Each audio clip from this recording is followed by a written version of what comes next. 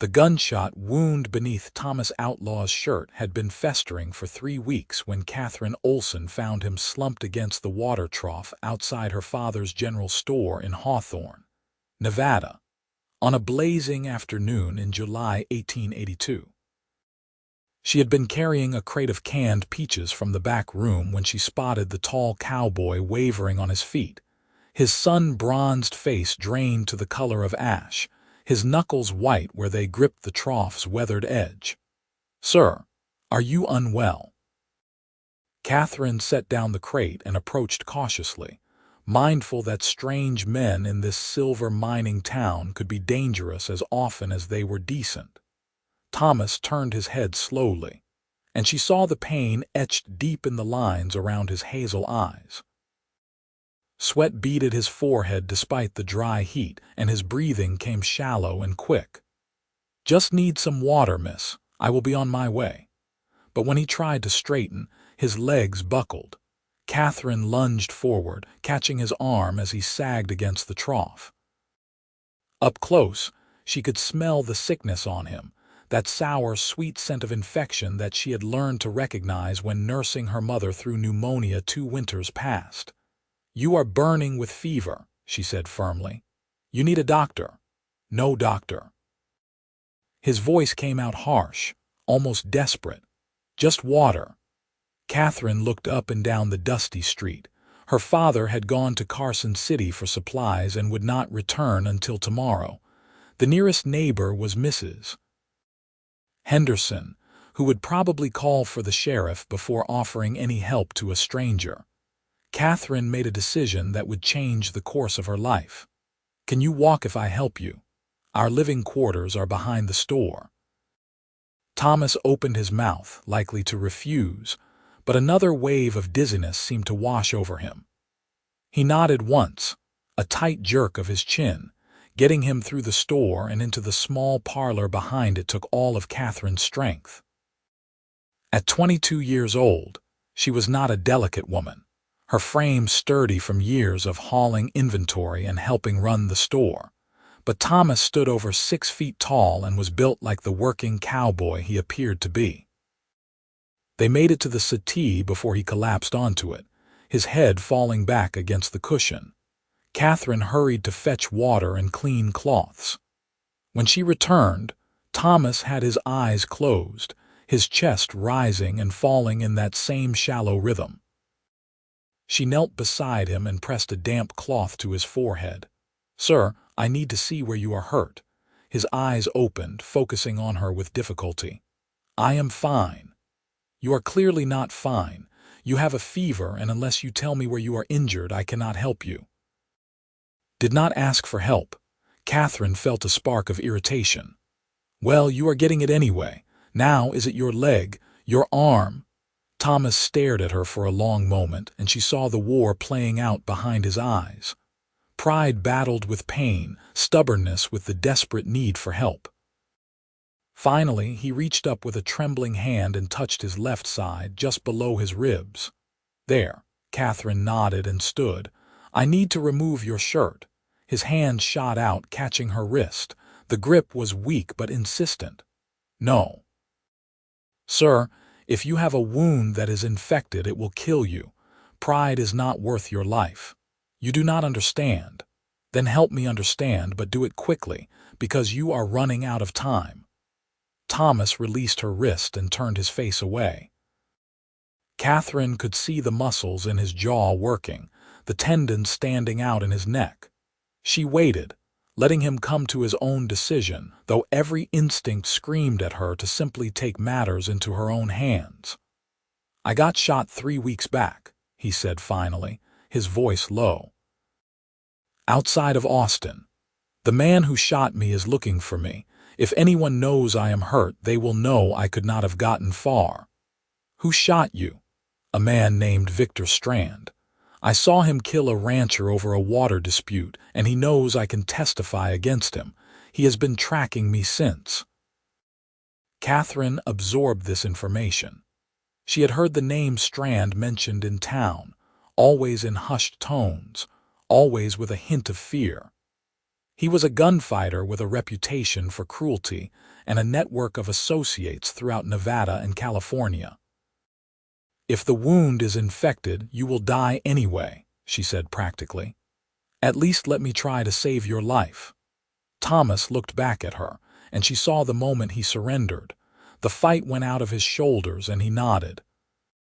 Katherine unbuttoned his shirt with steady hands, trying not to think about the impropriety of what she was doing. If her father came home early, there would be difficult questions to answer. But she had made her choice, and Katherine Olsen was not a woman who second-guessed herself. When she peeled back the fabric, she had to suppress a gasp. The wound was on his left side, just above his hip, a dark hole surrounded by inflamed, angry red skin. Yellow pus leaked from the edges, and the smell of infection was unmistakable. The bullet had entered from the side and appeared to have gone clean through, but the exit wound on his back was even worse.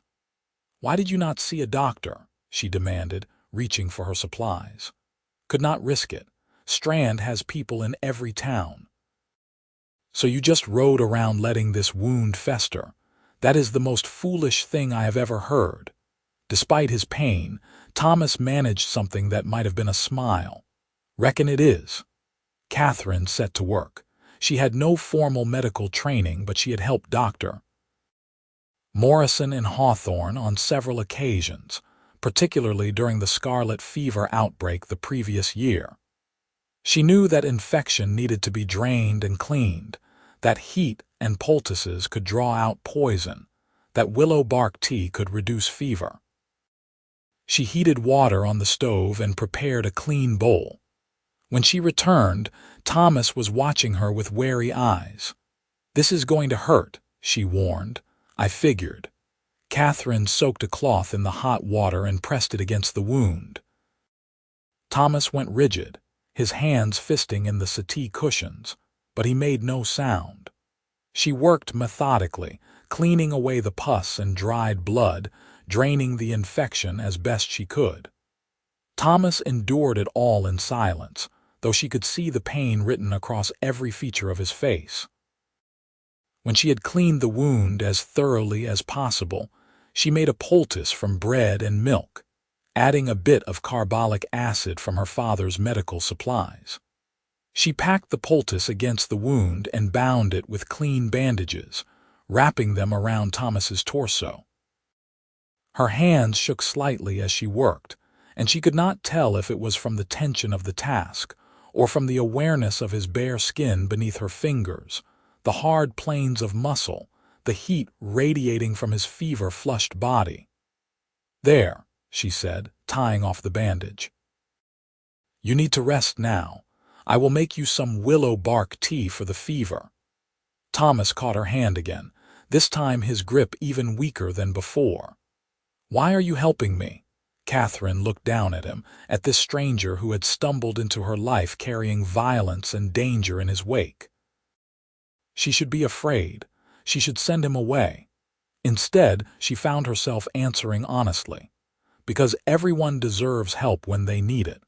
Over the next 3 days, Katherine tended to Thomas Outlaw as though he were family. She changed his bandages twice a day, made him drink the bitter willow bark tea, forced thin broth down his throat when he was lucid enough to swallow.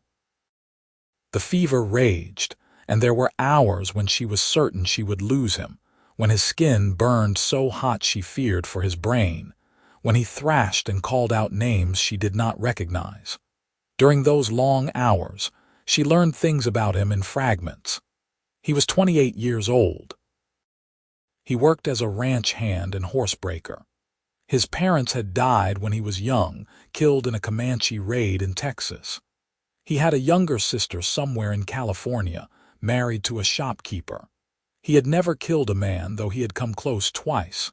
On the third night, the fever finally broke. Katherine woke from a fitful doze in the chair beside the settee to find Thomas watching her, his eyes clear for the first time since she had brought him inside. "You stayed," he said, his voice rough from disuse. Katherine sat up, wincing at the stiffness in her neck. Of course I stayed. Someone had to make sure you did not die in my parlor. Your father will not be pleased. My father is still in Carson City.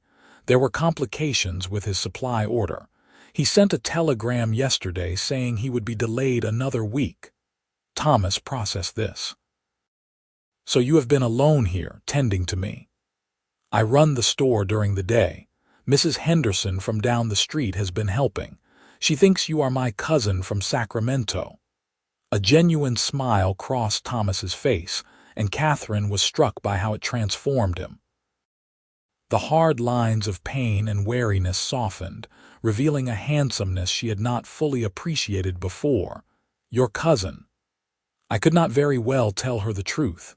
She would have had the sheriff here within the hour. Thomas sobered. She still might if she starts asking questions. Then we will have to make sure she does not get too curious. Over the following days, Thomas grew stronger. Katherine continued to change his bandages, pleased to see that the infection was responding to treatment. The angry redness had faded to pink, the drainage had decreased, and new tissue was beginning to form. Thomas bore her ministrations with increasing patience, and Katherine found herself looking forward to those moments when she would sit beside him, her hands gentle on his skin, both of them quiet in a companionable way that felt strangely intimate. They talked during those hours, tentative at first, then with growing ease. Thomas told her about his work on various ranches throughout Nevada and California, about the satisfaction of gentling a wild horse, about the vast, empty spaces of the range where a man could ride for days without seeing another soul. Katherine told him about her life in Hawthorne, about running the store with her father after her mother died, about the dreams she had once harbored of traveling east to one of the big cities, dreams that had faded as the years passed and responsibility anchored her in place. Why did you never go? Thomas asked one evening as Katherine prepared a fresh poultice. She paused, considering the question. I suppose I always thought there would be time. And then my mother became ill, and after she died, my father needed me. The store is our livelihood. I could not just abandon him. But what about what you need? Katherine looked at him, surprised by the directness of the question. This is what I need. My family, my home. Is it? She did not answer because she was not certain of the truth anymore. She applied the poultice in silence, aware of Thomas's eyes on her face, feeling exposed in a way that had nothing to do with propriety. By the end of the first week, Thomas was able to sit up without assistance, and by the middle of the second, he could walk slowly around the room. Katherine had moved him to the guest bedroom when her father's telegram arrived saying he had been further delayed, and Thomas had protested weakly before accepting that he was still too ill to leave. The wound was healing well now, the infection cleared, but Katherine knew it would be several more weeks before he was strong enough to ride. Part of her was glad for the extra time, though she did not examine too closely why that should be. It was during the third week that things shifted between them. Katherine was changing his bandage, her fingers careful as they traced the new scar tissue forming around the wound, when Thomas caught her hand and held it against his chest. Katherine. She looked up, meeting his eyes, and saw something there that made her breath catch. Want, tenderness, fear. You should not, she whispered, though she did not pull her hand away. Should not what? Look at me like that. How am I looking at you, like I am something precious? Thomas raised her hand to his lips, pressing a kiss to her knuckles. The gesture was old-fashioned, courtly, and it made her heart stutter in her chest. You are something precious. You saved my life. Any decent person would have done the same. No, they would not have. Most people would have called the sheriff, or turned me away, or demanded payment I could not give. You risked your reputation, your safety, everything, for a stranger. Katherine felt heat rise to her cheeks. I could not let you die. and I could not leave without telling you that these weeks with you have been the best of my life, despite the pain, despite the danger. You have given me something I did not know I was missing. What is that? Hope. Connection. A reason to want to heal, to survive, to face whatever comes next. Katherine should have pulled away. She should have reminded him that this was temporary, that he would leave as soon as he was well, that they were from different worlds and whatever spark existed between them was merely circumstance and proximity. Instead, she leaned forward and kissed him.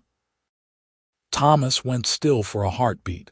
Then his hand came up to cup the back of her head, his fingers threading through her hair. The kiss was gentle at first, tentative, but then it deepened, and Katherine felt something inside her unfurl, some tightly held control she had maintained for years releasing all at once. When they finally drew apart, both breathing hard, Thomas rested his forehead against hers. "Katherine, I have nothing to offer you. I am a drifter with a gunfighter tracking me and barely $20 to my name. I did not ask you to offer me anything, but I want to. I want to be the kind of man who could give you the life you deserve." Katherine pulled back enough to look him in the eyes. "What I deserve is to choose for myself what I want, and right now, what I want is you." They were more careful after that, aware that they were playing with fire, that Katherine's father could return any day, that the longer Thomas stayed in Hawthorne, the greater the risk that Strand would discover his location. But the careful distance they had maintained eroded day by day, replaced by stolen kisses and long conversations that stretched into the night, by moments when their hands would brush and linger, by a growing certainty that what they felt was not merely circumstance, but something real and precious and rare. Katherine had never been in love before. She had received proposals from 3 different men over the years, all solid, practical offers from shopkeepers and ranchers who saw her as a capable helpmate. She had refused them all, unable to summon enthusiasm for a future that felt like simply trading one set of responsibilities for another. With Thomas, she felt alive in a way she never had before, as though some dormant part of herself had finally awakened. Thomas's wound continued to heal, the scar tissue forming cleanly now, the pain diminishing to a dull ache. He began helping around the store when Katherine was working, careful to stay out of sight of the customers, organizing the back room and hauling supplies. Katherine protested that he should rest, but Thomas insisted that he needed to do something useful, that sitting idle made him feel like a burden. It was during one of these afternoons, while Thomas was restacking bags of flour in the storeroom, that trouble arrived.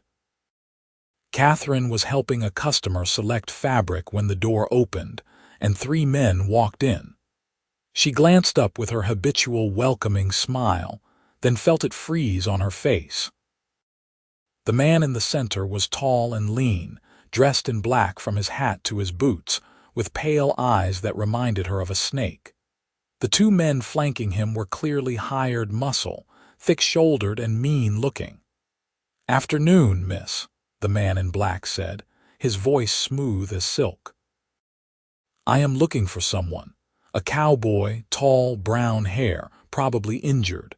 He might have passed through Hawthorne a few weeks back."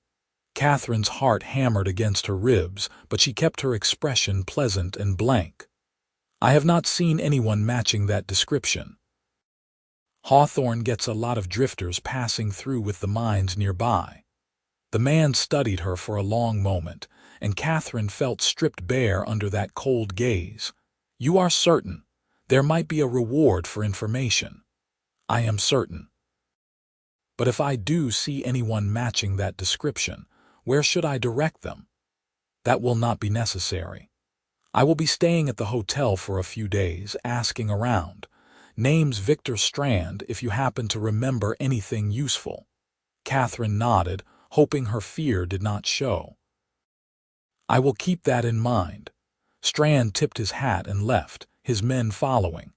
Katherine waited until the door closed behind them before she rushed to the back room. Thomas was standing frozen by the flour sacks, his face pale. "He is here," Katherine said unnecessarily. "What do we do?" Thomas straightened, and she saw him transform from the gentle man she had come to know into something harder, more dangerous. "I need to leave. Tonight.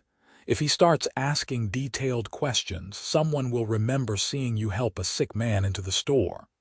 "Where will you go?" "California. I have friends near Sacramento. I can hide there until Strand gives up." Katherine grabbed his arm. "You are not fully healed. The ride could reopen your wound. Better that than leading Strand to your door. If he finds out you helped me, you will be in danger."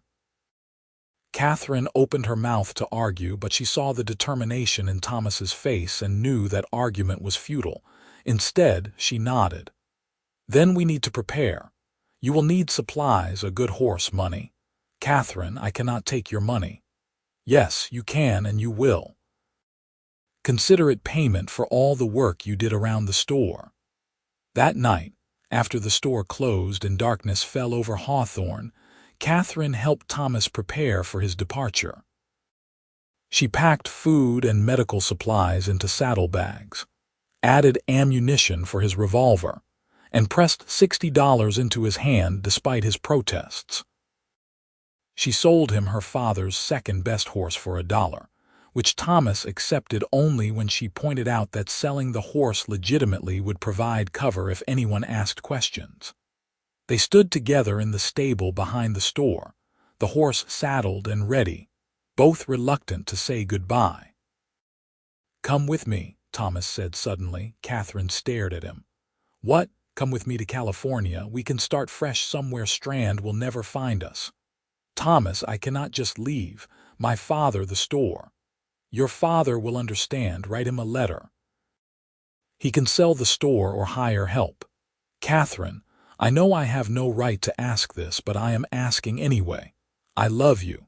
These weeks with you have shown me what my life could be, and I do not want to go back to drifting alone." Katherine felt tears prick her eyes. The offer was tempting, so tempting, but the practical part of her mind raced ahead to all the complications. Her father would be devastated. The store was their livelihood. She had responsibilities, obligations, but she also had a heart that was crying out to say yes.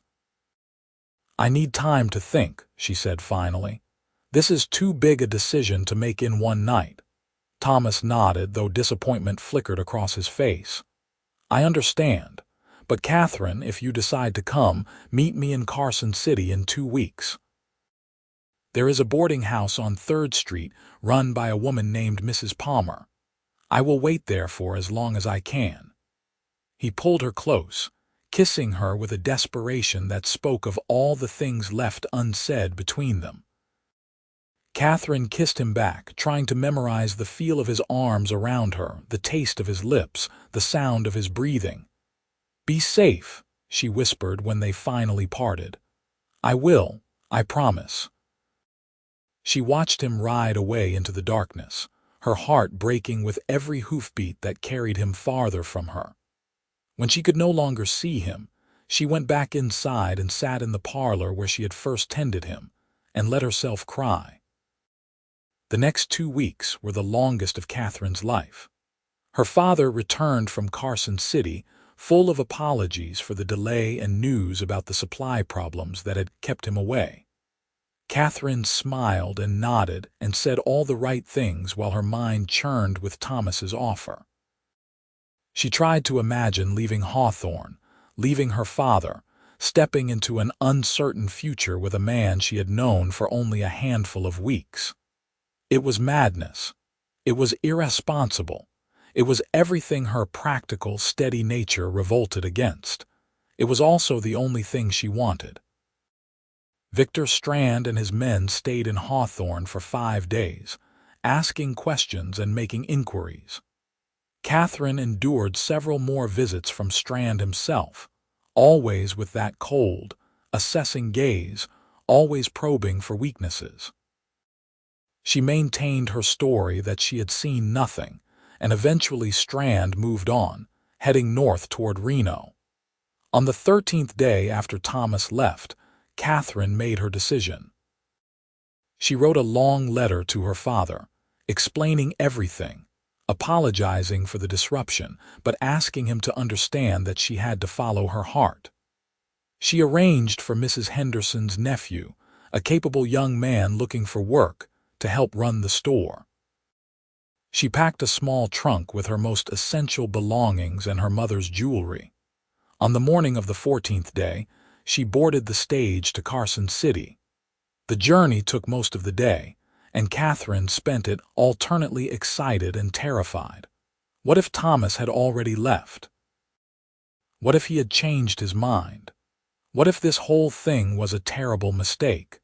But when the stage pulled into Carson City, as the sun was setting and Katherine made her way to the boarding house on 3rd Street, Thomas was there, waiting on the porch. The look on his face when he saw her was worth every moment of doubt. "You came," he said, wonder in his voice. "I came," Katherine agreed, and then she was in his arms and nothing else mattered. They stayed in Carson City for 2 days, making plans and arrangements.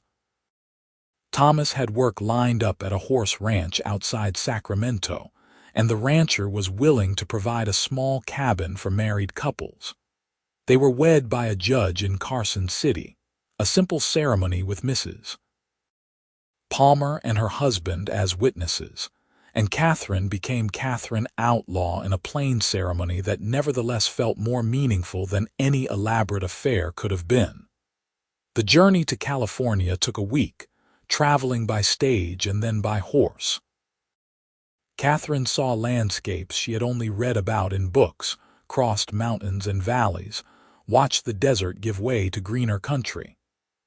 Thomas was attentive and patient, checking frequently to make sure she was comfortable, pointing out landmarks and wildlife, telling her stories about his travels. When they finally arrived at the ranch, the rancher, a weathered man named Jim Crawford, welcomed them warmly. The cabin he provided was small but clean, one room with a loft and a stone fireplace. Katherine stood in the doorway, looking at what would be her new home, and felt a swell of happiness so intense it nearly took her breath away. Their first months in California were an adjustment. Katherine had to learn the rhythms of ranch life, so different from running a store. She planted a garden, learned to cook over the fireplace, befriended the other ranch wives. Thomas worked from dawn until dusk, breaking horses and mending fences, coming home tired but content. At night, they would lie together in the loft, talking about their days, making plans for the future, learning the intimate details of building a life together. The physical healing of Thomas's wound completed during those months. The scar remained, a puckered circle of tissue on his side, but the pain faded and his strength returned. Katherine still found her gaze drawn to it sometimes, remembering those desperate days when she fought to keep him alive, when she fell in love without quite realizing it was happening. One evening, about 4 months after they arrived in California, Thomas came home with news. Victor Strand had been arrested in Oregon for the murder that Thomas had witnessed. A different witness had come forward, and Strand was awaiting trial. Thomas would need to travel north to testify, but after that, the threat would be over. Katherine went with him, refusing to be left behind. They traveled to Portland, where Thomas gave his testimony in a courtroom packed with spectators curious about the infamous gunfighter's trial. Strand was convicted and sentenced to hang, and when it was over, Thomas and Katherine stood outside the courthouse in the rain, holding each other. "It is really over," Thomas said, his voice thick with emotion. "It is over," Katherine agreed. "Now we can truly start our life." They returned to the ranch and threw themselves into building their future. Thomas proved to have a gift for horse training that extended beyond just breaking broncs. He developed a reputation for his patient, intuitive methods, and ranchers began bringing their most difficult horses to him. Katherine helped, learning to read the animals' moods and movements, discovering her own talent for the work. Within a year, they had saved enough to purchase their own small piece of land adjacent to the Crawford Ranch, 20 acres with a creek running through it and good grazing. They built a larger cabin with their own hands, with help from their neighbors, a home with real glass windows and a wooden floor and enough space for the family they both wanted. Katherine became pregnant in the spring of 1884, and their first child, a son they named James after Thomas's father, was born that December. Katherine had been terrified during the pregnancy, remembering how her own mother had died of illness, but she came through the birth strong and healthy, and James was a robust baby with his father's hazel eyes and his mother's determination. Thomas proved to be a devoted father, gentle and patient with their son. Katherine would often find him in the evening with James cradled in his arms, singing old trail songs or telling stories about the horses. Watching them together, Katherine felt a contentment so deep it almost frightened her. They received letters from Katherine's father occasionally. He had been hurt and angry at first, but time and Katherine's patient correspondence had softened him. He had sold the store in Hawthorne and moved to San Francisco to live with his sister, and he wrote that while he still thought Katherine's choice had been impulsive and risky, he could not deny that she sounded happy. He visited once when James was 6 months old, a slightly awkward visit that nevertheless ended with handshakes and promises to write more often. Their second child, a daughter they named Ellen after Katherine's mother, arrived in the summer of 1886. Thomas had expanded his horse training operation by then, with a proper corral and a barn, and he had hired 2 young men to help with the work. The ranch was thriving, their savings growing, their life settling into a pattern that felt sustainable and right. Katherine sometimes thought about her old life in Hawthorne, running the store, trapped in routine and obligation. That life seemed impossibly distant now, like something that had happened to a different person. She did not regret leaving, had never regretted it, not even during the hardest days when money was tight and the work was exhausting, and she was homesick for familiar surroundings, because she had Thomas. Because she had chosen love over security, passion over practicality, and that choice had rewarded her beyond her wildest dreams. One afternoon, when James was 4 and Ellen was 2, Katherine was working in the garden when she heard riders approaching. She straightened, shading her eyes against the sun, and saw Thomas riding in with a magnificent black stallion on a lead rope. Even from a distance, she could see the horse was special, all power and grace and barely restrained wildness. Thomas dismounted and walked over, grinning. "Look what Jim Crawford just bought. He wants me to gentle him. Says if I can make this one rideable, he will pay triple my usual rate." Katherine studied the stallion, noting the intelligence in its eyes, the tension in its muscles. "He looks like a challenge, the best kind." James came running from the house, followed more slowly by Ellen, and Thomas scooped them both up, one in each arm. The stallion shied slightly at the children's laughter but settled when Thomas spoke to it in that low, calm voice he used with frightened animals. That night, after the children were asleep and the dishes were washed, Thomas and Katherine sat on the porch of their cabin, watching the stars emerge in the darkening sky. Thomas had his arm around Katherine's shoulders, and she leaned into his warmth, feeling the steady beat of his heart beneath her cheek. "You ever regret it?" Thomas asked suddenly. "Leaving everything for me?" Katherine considered the question seriously, though she already knew her answer. "Not once, not for a single moment, even when things are hard, especially then, because we face the hard things together." Thomas pressed a kiss to the top of her head. "I never thought I would have this. A home, a family, someone who loves me not despite my past, but because of everything I am." Katherine tilted her face up to look at him. "You gave me the same thing. You gave me permission to choose my own life, to take a risk, to believe in something beyond duty and obligation.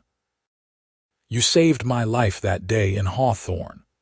And you saved mine, though my wounds were not ones you could see." They sat in comfortable silence, watching the night deepen around them.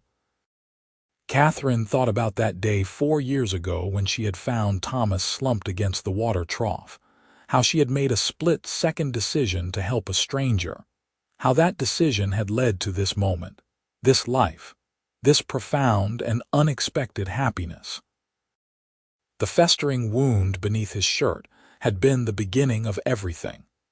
Her hands had healed what his pride would not allow him to acknowledge, and in doing so, they had both found healing of a different kind, the kind that comes from being truly seen and accepted and loved.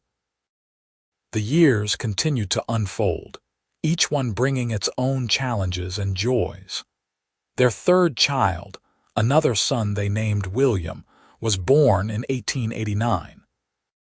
Thomas's horse training business had grown to the point where they employed 5 men full-time, and their reputation had spread throughout Northern California. Ranchers came from as far as Oregon and Nevada to have Thomas work with their most difficult horses. Katherine had started breeding horses herself, focusing on temperament and intelligence rather than just speed or strength. Her horses commanded premium prices, and the income allowed them to purchase more land, eventually expanding their holding to over 100 acres. James grew into a serious, thoughtful boy who loved books and learning. Katherine arranged for a teacher to come to the ranch twice a week, teaching not just their own children but the children of the ranch hands as well. Ellen was her father's daughter, fearless with horses and impatient with anything that kept her indoors. William, the baby, was still finding his way, sunny-tempered and affectionate. Katherine's father visited more frequently as the years passed, making the trip from San Francisco several times a year. He and Thomas had developed a cautious friendship, bonding over their shared love for Katherine and the grandchildren. On his last visit, in the spring of 1891, Katherine's father had pulled her aside and told her he was proud of her, that he understood now why she had made the choice she did. "Your mother would be proud too," he said, his eyes bright with unshed tears. "You are living the life she always wanted for you, one you chose for yourself. There were hard times too. A drought in 1890 that tested their resources and forced them to make difficult decisions about which horses to keep and which to sell. An accident that left Thomas with a broken leg and unable to work for 3 months. The death of Jim Crawford, their first friend in California, who passed away peacefully in his sleep at the age of 73. But through all of it, Katherine and Thomas held fast to each other. Their love, which had begun in desperation and danger, had deepened into something unshakable.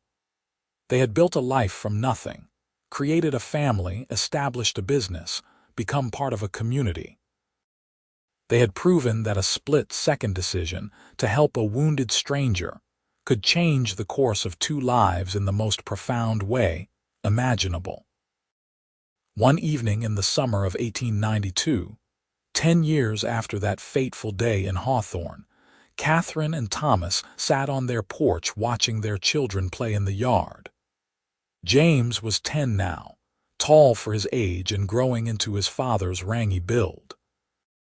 Ellen, at 6, was demonstrating her riding skills on her pony, much to the admiration of 4-year-old William. The sun was setting, painting the sky in shades of orange and gold, and the air was sweet with the scent of the roses Katherine had planted along the fence. "I have been thinking," Thomas said, reaching for Katherine's hand. "About what?" about that day you found me in Hawthorne, about how close I came to refusing your help, to riding away and probably dying somewhere in the desert." Katherine squeezed his hand. "But you did not." "No, I did not. And I have spent the last 10 years grateful for that moment of weakness, for letting you see past my pride to the wounded man underneath. It was not weakness. It was wisdom, recognizing when you needed help." Thomas turned to face her fully. "You once told me that everyone deserves help when they need it. I did not fully understand what you meant then. I thought you were just being kind. But I understand now that you were offering something much deeper than kindness." "What was I offering, Grace?" "Connection. The possibility of redemption and change. You looked at me, a stranger with a gunfighter on his trail and nothing to offer, and you saw someone worth saving." Katherine felt tears prick her eyes. "I saw someone worth loving, and I spent every day since trying to be worthy of that love." "Thomas, you were always worthy. That was never the question." He pulled her close, and Katherine rested her head on his shoulder, breathing in the familiar scent of him, horse and leather and sage. She thought about the journey that had brought them to this moment, about the courage it had taken for both of them to choose love over safety, possibility over certainty. "You ever wonder what would have happened if I had not stopped at that water trough?" Thomas asked. "If I had kept riding?" "Sometimes," Katherine admitted. "But then I remember that some things are meant to be. Call it fate or providence or just extraordinary luck, but I believe we were always supposed to find each other. Even though it cost you your home, your father, everything familiar. Especially because of that. I needed to leave Hawthorne. I was suffocating there, trapped in a life that was too small for who I wanted to be. You gave me permission to want something more." They sat together as the last light faded from the sky and the first stars appeared. Inside the cabin, Katherine could hear their children laughing, James reading a story to his younger siblings. This was her life now, this home she had built with Thomas, this family they had created together. The wound that had brought them together had long since healed, leaving only a scar that Katherine still traced sometimes when they lay together at night. That scar was a reminder of how fragile life could be, how a single moment of violence or kindness could alter everything that followed. Thomas had let her hands heal what his pride would not acknowledge, and in doing so, he had opened a door to a future neither of them could have imagined. Katherine had walked through that door, leaving behind everything she knew, and found on the other side a life richer and fuller than any she could have planned. The years continued their steady march. James left home at 18 to attend university in San Francisco, determined to become a veterinarian. Ellen took over much of the horse training operation, proving to have even more natural talent than her father. William discovered a gift for business and took charge of the ranch's finances and contracts. Katherine and Thomas watched their children grow and thrive, proud of the independent, capable people they had become. More grandchildren arrived over the years, filling the ranch with noise and laughter. James married a schoolteacher and had 3 daughters. Ellen married one of the ranch hands and had twin sons and a daughter. William married late but happily, bringing home a spirited young woman from Sacramento who fit perfectly into the family. Katherine's father passed away in 1898, dying peacefully in his sleep at the age of 76. Katherine traveled to San Francisco for the funeral, bringing Thomas and the children. Standing beside her father's grave, she felt profound gratitude that their relationship had healed before his death, that he had known her children and approved of the life she had built. Thomas's health remained strong through his 50s, though the years of physical labor had left their mark in the form of stiff joints and the occasional bout of pain from old injuries. The gunshot wound sometimes ached in cold weather, a reminder of how their story had begun. Katherine would massage the scarred tissue, her touch still tender after all these years, and Thomas would joke that even his old wounds brought blessings since they gave him an excuse to feel his wife's hands on him. They celebrated their 20th anniversary in 1903, surrounded by family and friends. The ranch had become one of the most successful horse breeding operations in Northern California, known for producing animals of exceptional quality and temperament. Katherine and Thomas had become pillars of their community, respected for their integrity and generosity. But the thing they treasured most was each other. After 20 years of marriage, they still reached for each other in the night, still found comfort in small touches and shared glances, still talked for hours about everything and nothing. Their love had been tested by time and hardship and had emerged stronger for it. One afternoon in the spring of 1905, Katherine was working in her garden when she felt a sharp pain in her chest. She sat down heavily on the bench Thomas had built for her years ago, breathing carefully until the pain passed. She did not mention it to Thomas, not wanting to worry him, but the pains came more frequently over the following weeks. When she finally consented to see a doctor, he told her that her heart was weakening, that she needed to reduce her activity and stress. Katherine listened to his instructions and promptly ignored most of them. She had too much to do, too much life left to live, to spend her remaining time resting. Thomas noticed, of course. He always noticed when something was wrong with her. One evening he confronted her gently but firmly. "Katherine, you are not well, I can see it." She started to deny it, then stopped. They had never lied to each other, and she would not start now. "The doctor says my heart is weak." Thomas went pale. "How weak?" "Weak enough that I need to be careful." "But Thomas, I am not going to spend whatever time I have left wrapped in cotton wool, afraid to live. I cannot lose you." Katherine took his face in her hands, the same hands that had healed his festering wound all those years ago. "You will not lose me, not really. I will always be with you in the ranch we built, in our children, in every moment we shared. But if my time is coming, I want to spend it living, not hiding." Thomas pulled her close, and she felt him trembling. "I am not ready, neither am I, but we do not always get to choose." They made the most of the time they had. Katherine continued her work with the horses, moving more slowly but no less passionately. She spent long afternoons with her grandchildren, passing on stories and wisdom. She made sure her recipes were written down, her gardens documented, her wishes known. Thomas barely left her side, finding excuses to work near wherever she was, reaching for her hand whenever they sat together.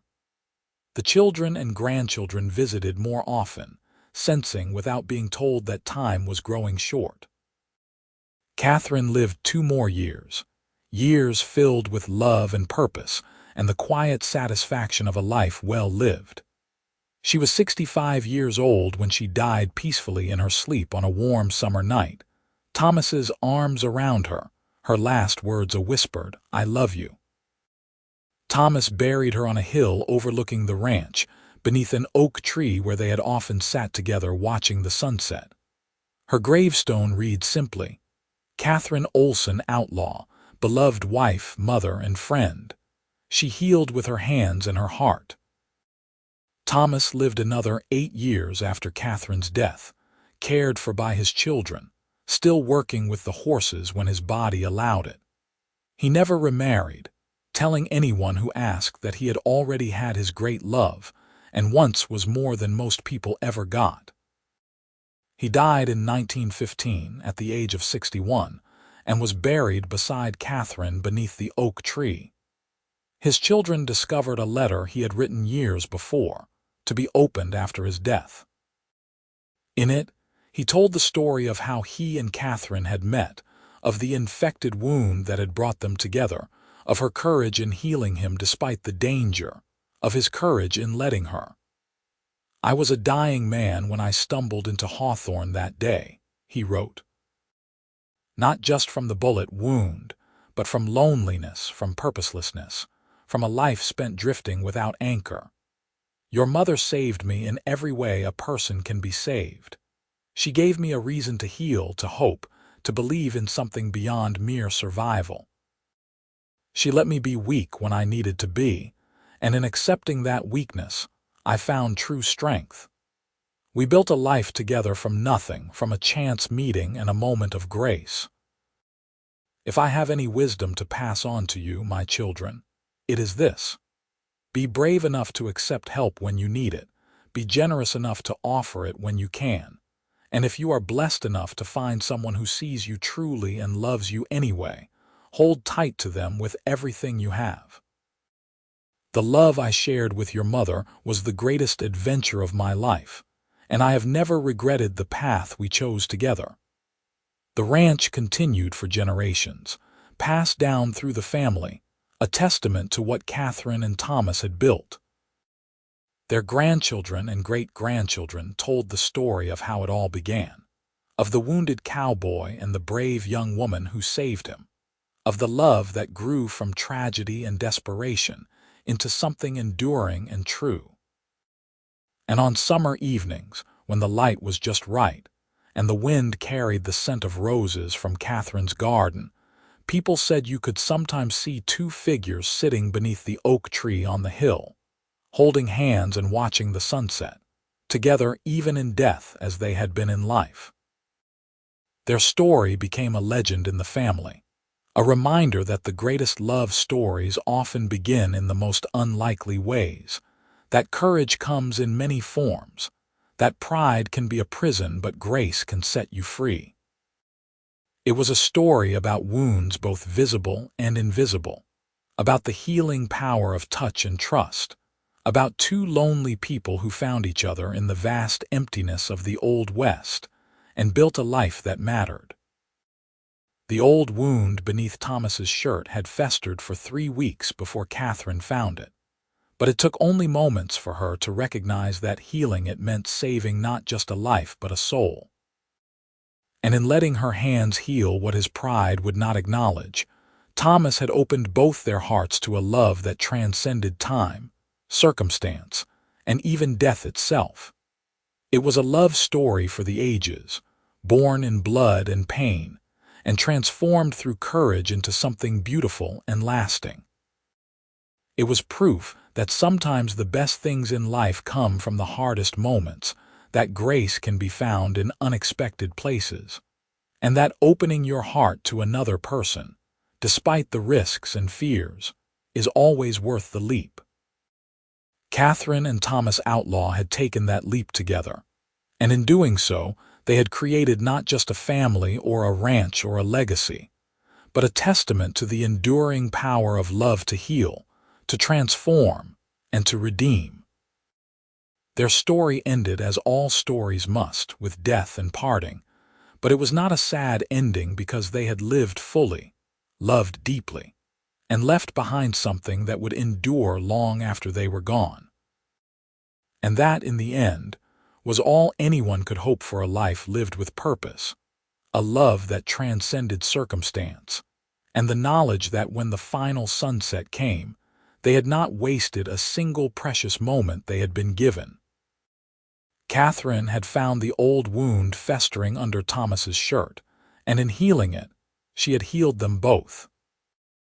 The cowboy had let her hands work their magic, setting aside pride for survival, and in doing so had found something infinitely more valuable than pride: partnership, purpose, and a love that would echo through generations. Their children ensured the story was never forgotten, passing it down through the years, embellishing some details perhaps, but keeping the essential truth intact. That love requires courage, that healing begins with trust, and that the best adventures often start with a stranger in need and a kind heart willing to help. The ranch they built stood as a monument to those simple but profound truths, and every generation that worked the land remembered the foundation upon which it all rested: a cowboy's wound and a woman's compassionate hands, a choice to trust and a choice to help, and the love that bloomed from those simple acts of human decency.